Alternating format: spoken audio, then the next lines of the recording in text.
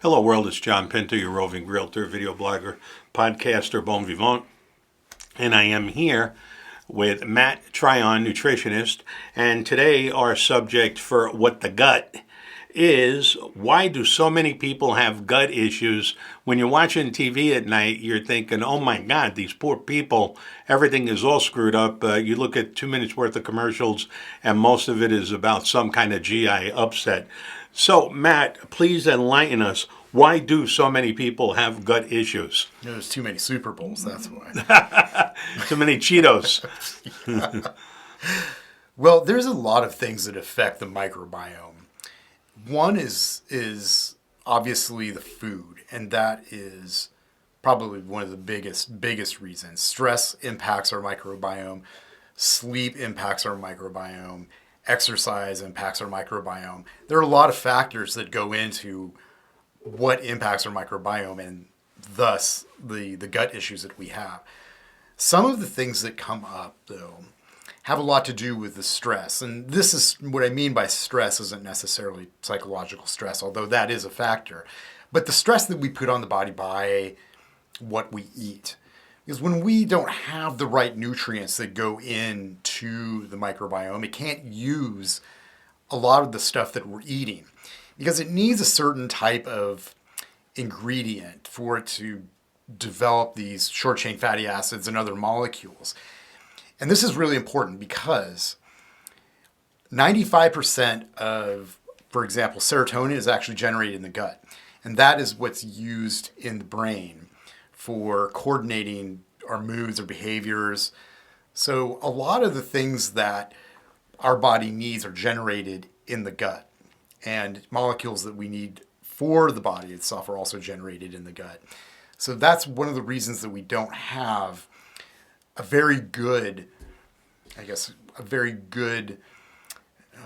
when we don't have a good diet, we're not generating the molecules that we need for the rest of the body. And it's feedback for us to start looking at what we're putting into our body so that we can actually regulate our microbiome and generate the molecules that we need to live a healthy life. Yeah. So it's kind of like playing in the mile-high city of Denver and not being able to get enough respiration because the air is too thin. You're just not operating at peak efficiency. That's a really great analogy. When you don't have the oxygen that you need, you're not going to be an optimal athlete. And it's much like the microbiome, like you said. When you don't have the optimal or the nutrients to actually generate the things that you need for the body, it's not going to be optimal. And it's going to be this perpetual feedback loop where it's going to be stress on your body and your stress is going to change your microbiome. And it's this continuous loop that you can't get out of. So let's look at it in a question that I always pose is, how can you be obese and be malnourished? How can you be obese and malnourished? Yes. Well, that would be a lot of the reasons that we just talked about. Obesity has, interestingly, a profile for their microbiome. So in general, if you're not having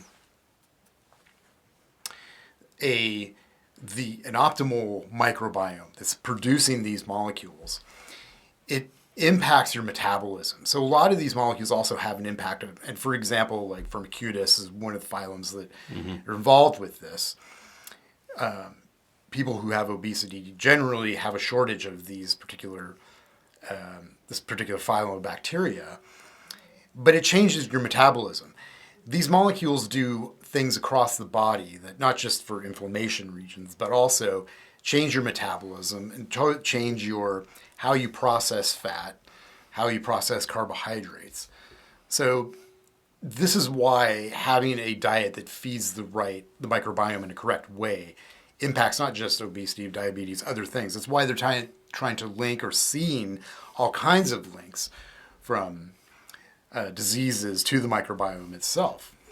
Okay, well, we'll use that as a lead-in to our next episode, which will be eating behavior. Why do we eat what we eat? So thank you for tuning in, and we'll see you on the next page.